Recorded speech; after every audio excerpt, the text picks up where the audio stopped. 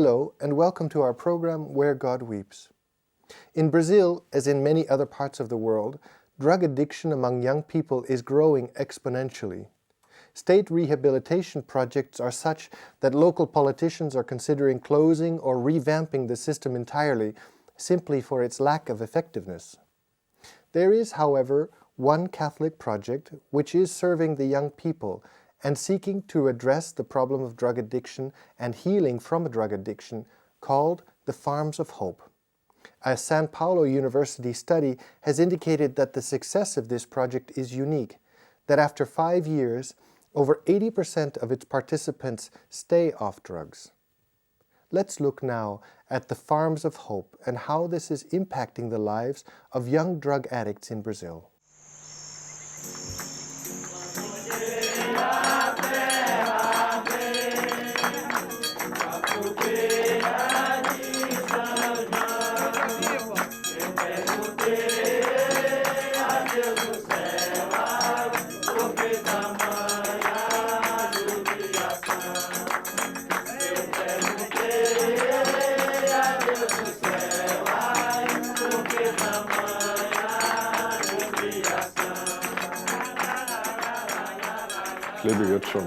I've been living in Brazil now for 27 years. So we started with a group where we tried to live the word. And the youngsters would come and see me and would tell me about their problems. So I gave shelter to many of them up in the parish house. And there were even children and pregnant girls coming to us. It was our wish to constitute a community of life, where the experiences of the first Christians could be lived. What influenced us very much was the discovery that the word could be lived.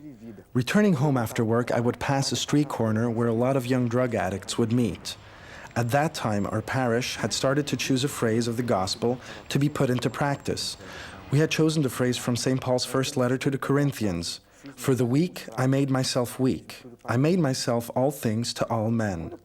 So when I passed by this group on the corner, I would observe them as everyone used to do, and would pass them at a distance as everyone used to do, you know.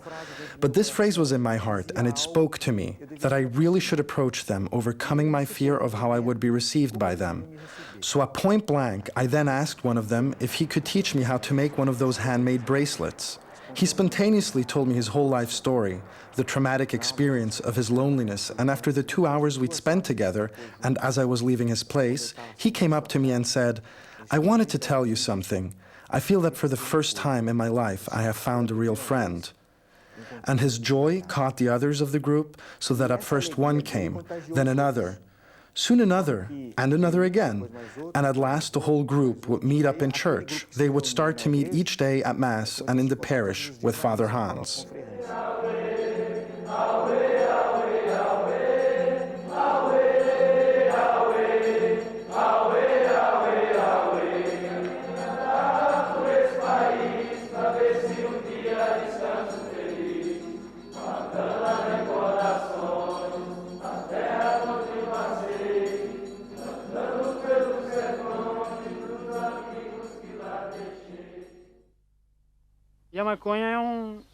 Cannabis is something that gives you an appetite, that makes you sleep well.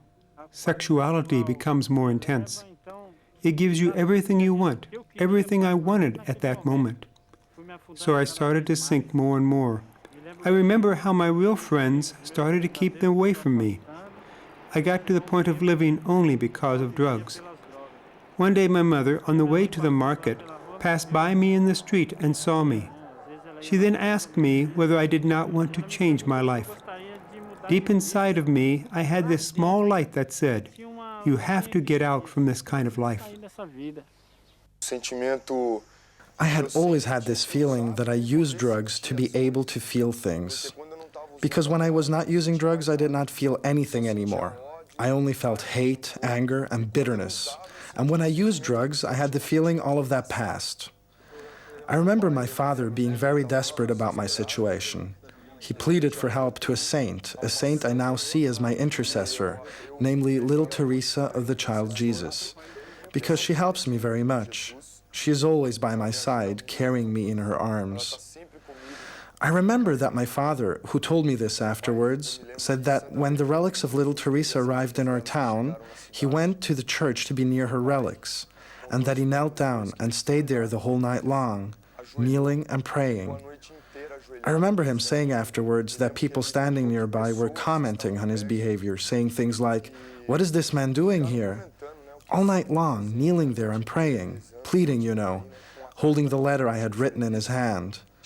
This letter I had written after arriving home in a very depressed mood. I was very drugged, and I wrote this letter to the Fazenda Esperança, and there was my father praying to Saint Teresa, and the next day I was already up here at the Fazenda with the blessing of God. Bom, eu conheci droga aos 17 anos, né? Well, I got into drugs at the age of 17, and so about 2 years ago I lost everything because of alcohol and cocaine. I lost my house, I lost my children. So I found myself completely lost, without anything, adrift. I came here to the Fazenda Esperança without a life at all. I didn't have any wish at all to continue living. It was through my friend Tatiana, as my family no longer believed in me. It was through her mother, who told me about her experience at the Fazenda and who brought me here. So I came. Que me contou a experiência dela aqui na fazenda.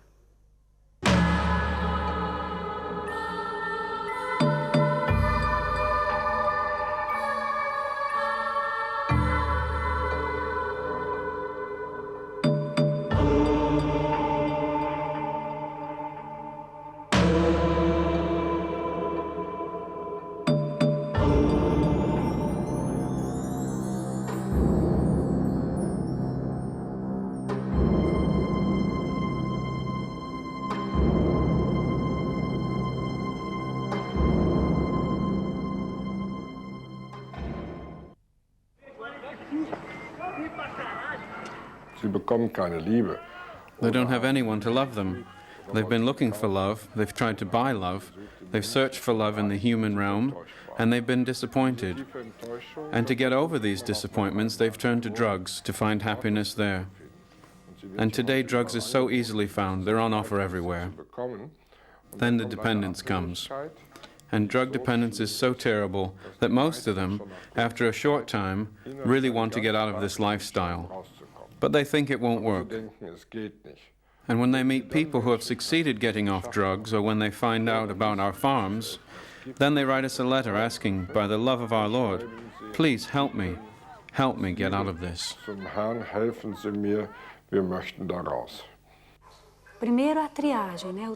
First, they go through a sifting through process. The first months here, the girls have to leave everything. Many of them have left their children, their family, their friends. They have left their way of living out there, as well as the liberty to do what they want, and whenever they want it.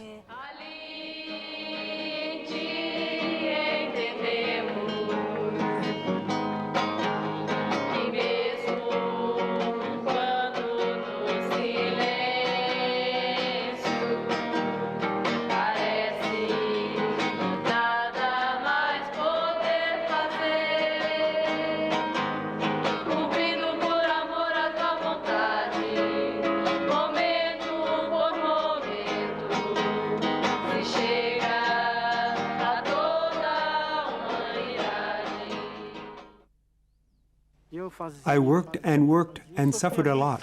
I only worked and was active the whole time. And every day I would hear the word, every day I would hear prayers, and it was difficult for me to pray, very difficult. Our Father, Hail Mary, and all that business. We believe that the recovery comes from the experience of the spiritual in life. It stems from a personal encounter with God. Next to this, I think it is also important for them to experience and live the relations they create among themselves, that they begin to have love, respect between them. And God is there, healing their wounds, their traumas, the pain they carry within themselves. The boys and girls stay with us for a year, and during this time, we introduce them to the Word. We teach them how to live the Word. At the same time, they're working. The working realm is actually the place where the Word is being put into practice. They have to learn to deal with each other. In the first few weeks, we try to put into practice this phrase, "Don't do to others what you don't want them to do to you." Later on, we turn this phrase into the positive, saying, "What you want others to do to you, you should do to them too." So they start living for one another.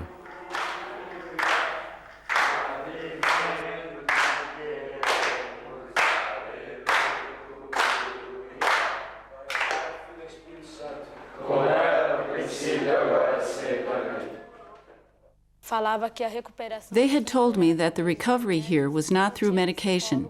They did not have psychologists or psychiatrists, but they had work and spirituality. And how many times before had I been to psychologists, psychiatrists, and none of this had solved anything.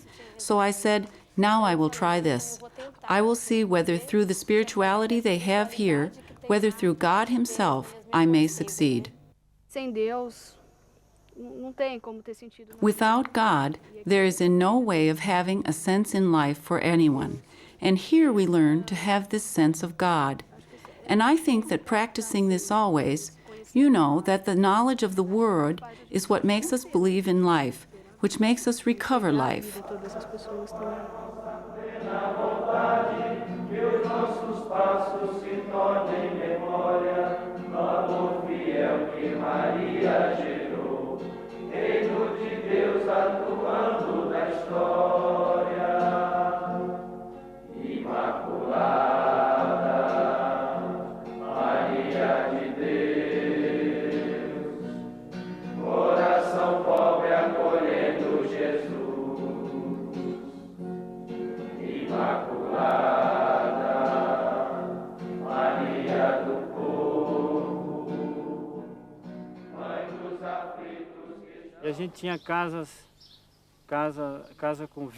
We had a house with 20 people in it. So with the help of the Word of God, I started to practice acts of love. Simple things like making the bed for someone, or actually repairing the bed for another, or picking up someone's wet towel and hanging it up to dry. Mainly things for those with whom I did not relate very well. And this gave me a lot of joy. It made me feel very free of everything.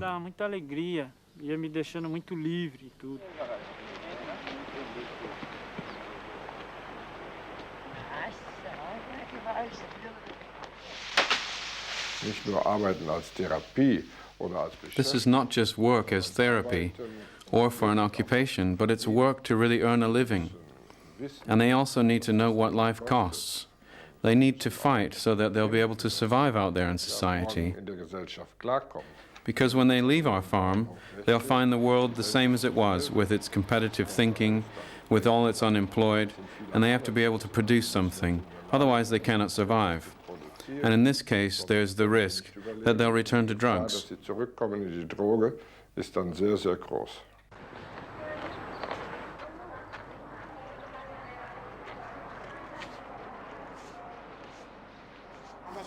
We understand what is done there.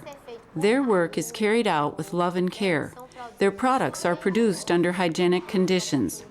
I have had the opportunity to observe the work in their dairy farm, and I saw that they make products of good quality. We don't at all consider these youngsters to be people who are ill.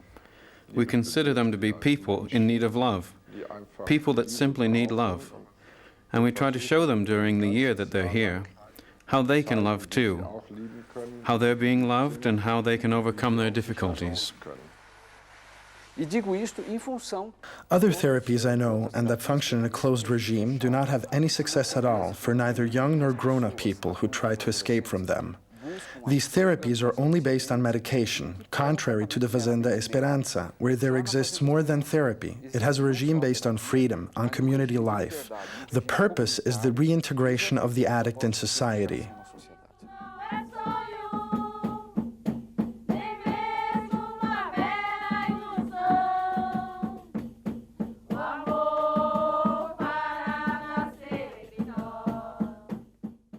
Today we have the pleasure in welcoming Mr. José Correa, Director of the Brazilian Office of the Catholic charity Aid to the Church in Need. José, welcome and thank you for being with us today. Thank you. Now, as we've seen in the video clip, there's a new project called the Farms of Hope. Can you tell us what's the story, what started this and how did this all begin? Yes, this organization, the Farms of Hope, is a foundation, a non-profit organization that is supported by each church in need because we consider it to be the best center for rehabilitation of youngsters from both drug addiction and alcoholism. They got an incredible rate of 80% of rehabilitation according to a study made by São Paulo State University. And they are rehabilitating the youngsters through a new system they developed based on work with their own hands in farms, working with animals, with a community in which the youngsters forget about their own problems, they try to help each other, and very especially, and this makes a difference, through conversion to Christianity, to the principles of the gospel. They learn to live the gospel each day. One sentence of the gospel of the day is chosen every day, and the youngsters try to live that sentence of the gospel during that day. At the end, they have a meeting in which they discuss their daily experiences. They excuse each other if they offended each other, did something against each other, and they try to help each other. So it's a marvelous experience that got this incredible rate of 80% of rehabilitation. So there's the aspect of hard work, daily physical labor, Yes. and then, as you mentioned, the prayer life, the spiritual experience. That's right. And why is this pastoral approach so important to the person? It's like almost a kindergarten reintroducing the person to himself, if you will. That's right. What makes a difference, because these youngsters, the immense majority of them, did not have any Christian knowledge of the faith or of anything, and they felt very empty. This spiritual conversion they pass through will give them the strength to fight against their own bad inclinations, will give them the strength to go ahead, to get themselves out of the drug cycle. So it makes it easier for them to rehabilitate, to be inserted in society again. And this period of conversion and of retraining takes usually 1 year. They get 1 year interned in the Farms of Hope. The principle of the Farms of Hope is that they should all be self-sufficient, that they should all earn their own keep. How does this manifest itself? Yes, this is very beautiful of the Farms of Hope. They, as a matter of fact, they don't need donations to keep going. They just need the startup capital, yes, so to speak. They receive the donations only to install the fazenda, the investment. They need money for investment. After the fazenda starts, they shall produce things that a normal farm would produce: dairy products, jams. In some fazendas, they produced food for supermarkets, wood products, decoration products, whatever will be more appropriate for the region in which the fazenda, the farm, is located. And something very interesting is that to avoid the idea of a big institution, the youngsters are not all grouped in big houses where they live 100, 200 together.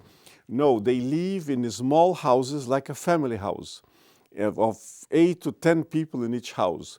And each one of these houses has a person, a volunteer, that works as a father of that small group. In the case of the Farms for Women, there is a lady that lives there, and she works like a mother for the group. And he or she are the authority for that small group of youngsters. And always there is one young people the same age of the drug addicts who are there, who had been already a drug addict, but who decided to stay 1 more year as a volunteer. So he's a peer to the others, but already he's outside of the drugs, and he helps the others. As an example as well. As an example, as a peer that helps them to get into the right way. Now, this project is not only developing and growing in Brazil, but as I understand, there has been a lot of international interest in the Farms of Hope project. Yes, given the great success this system is finding in Brazil, many other countries are interested in that. Some time ago, the Minister of Youth of Germany visited Brazil and went to the Farm of Hope. She was very impressed with what she saw over there. She saw that she didn't knew of anything comparable existing in Europe, and she invited Father Hans and the Farms of Hope to install themselves in Germany, and she helped them to do that. They have now 2 such farms near Berlin, and they are being very successful over there, helping people from the German-speaking countries to get out of the drugs. Also in Mexico, there is one Farm of Hope starting near Mexico City, another one in Guatemala, another in Paraguay. There are requests in Argentina, in Colombia, in Peru, in Asia. They have a very successful one functioning near the Philippines. There are requests from all over the world. I know that there's a number of touching stories. There must be extraordinary stories coming out of the fazendas. Can you tell us a little bit about... I remember the story of a girl that I met recently, one of my visits there. She's called Monica. She was a street girl living in the streets of São Paulo. Her mother was a prostitute, drug addict, and alcoholic. I mean, it was really a basket case. And she had this girl. She tried to kill the girl. Then she was not successful. She was arrested. The girl was put in an institution. The mother came out. She took back the girl, tried to kill her again. The girl fled from the mother and was living in the streets. She was only 7 years old when the mother tried to kill her for the second time. When she was only 12, she started to prostitute herself. She was living out of stealing things from people, from shops, and was living in the streets, under bridges and whatever she could do. But she was hating that life, and she was hating very especially her mother. She used to say, she told me, that if she'll find her mother, she'll like to kill her. But she wanted to get out of this hellish life. So once another street kid told her about the Farms of Hope. He heard in such an area of the state of São Paulo, there was such a farm where kids were well treated, well received. There were very kind people there.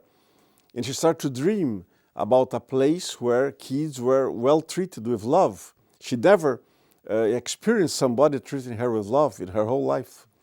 And she was used to cry, asking. She was not religious, she never heard about God, but she was asking if somebody more powerful would hear her to bring her to people who love her. And she decided once to go to that place. Although she didn't have the address nor anything, she went trying to get transportation there, asking cars to go to that place where the fazenda was. She was inquiring with people where it was. She finally discovered the place. She arrived there all dirty, her clothes all in extremely bad state, very dirty and hungry. And she was well received. They treated her. To make a long story short, she was recovered at the fazenda. She decided to stay 1 more year. She wanted to receive First Communion, but then Father Hans told her, in order to be a real Christian, you need to forgive those who did evil to you. And I see that your heart is full of hate. And she said, yes, it's hate against my mother. My mother is a monster. I cannot forgive her. And Father Hans said, you can only receive First Communion after you will forgive your mother. And she said that was much harder than to get out of the drugs. Much harder. During months she fought against this. She still wanted to kill her mother if she would meet her. Finally, she received the grace to overcome that. She forgave the mother and she received First Communion.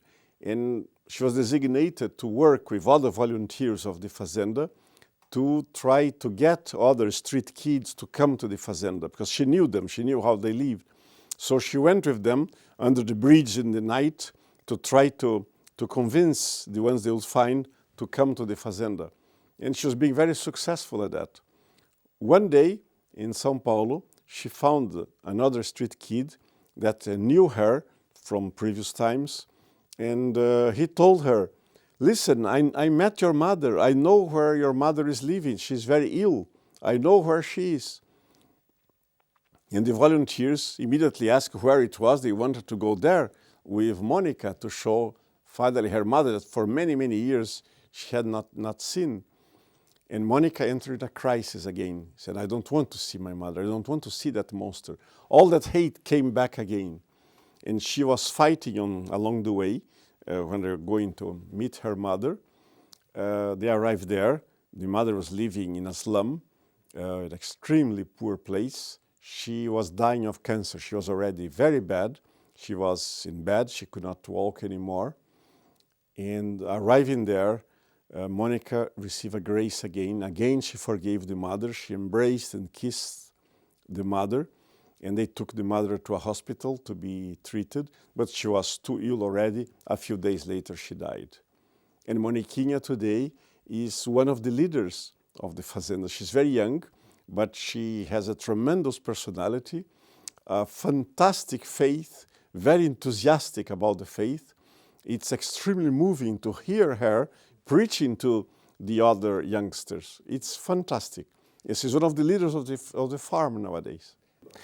So what are the challenges today facing? I mean, it's an extraordinary project. It's blossoming in Brazil. It's expanding internationally. It must have challenges. What are the challenges facing the Brazil? The main challenge is the lack of resources to create other farms of hope, because now they were successful developing the system. They have already experience in doing that. But what they need is financial resources to open more farms of hope so that more youngsters could be treated in other countries. So a church in need is doing a campaign to raise funds to help the opening of other farms of hope in other countries, always with the support of the local Catholic Church. Jose, thank you for having been with us. Thank you for having shared this extraordinary story. Thank you for having been with us today. And for further information, if you would like to know more about the Farms of Hope in Brazil or internationally, please follow up on the contact information given at the end of this program. And we look forward to seeing you next time on our program, Where God Weeps.